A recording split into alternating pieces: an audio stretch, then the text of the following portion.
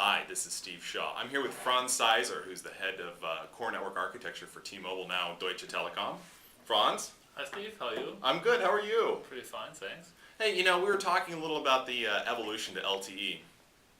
And quite a few operators looking at LTE as the next generation mobile network technology.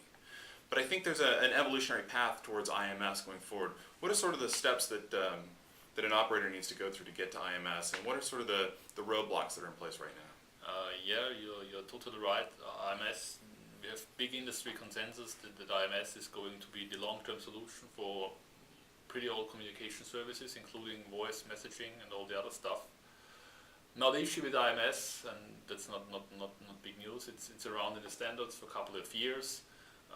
It still has not arrived in the mobile communications industry as a big commercial product.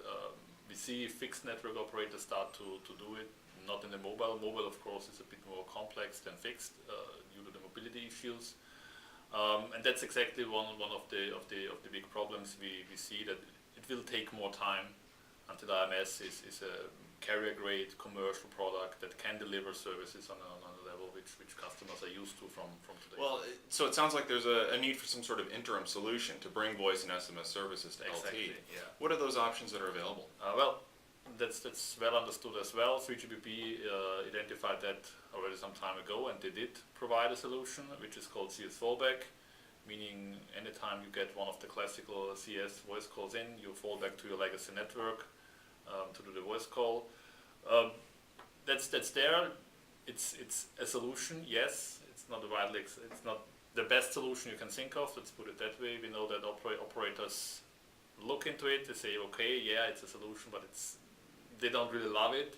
It has some issues and drawback, and that's exactly one of the reasons why there was this other initiative founded, which is called Volga, which tries to overcome some of the issues with really trying to use the LTE air interface from the beginning, not having any dependency on legacy networks, and following the principal idea of the UMA GAN work, saying handle all the CS traffic over an IP network, which in this case would be LTE. So if I'm an operator on the path to IMS, are there advantages for Volga getting me towards IMS versus CS fallback? What's a better solution for me in the interim if my long-term strategy is IMS?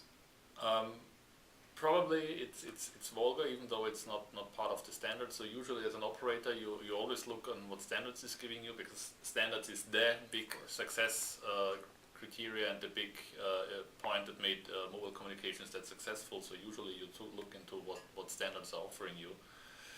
Unfortunately, CS fallback has a lot of drawbacks, mainly because of the dependency on legacy, and there are a couple of technical issues to make these two things, the new network and the old network, cooperate in the right way, having all the things synchronized.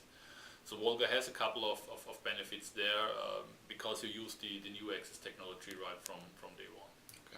Okay. Well, that sounds good. Hey, Franz, thanks a lot for taking your time to speak with us today. My pleasure. Thank you. Thank you.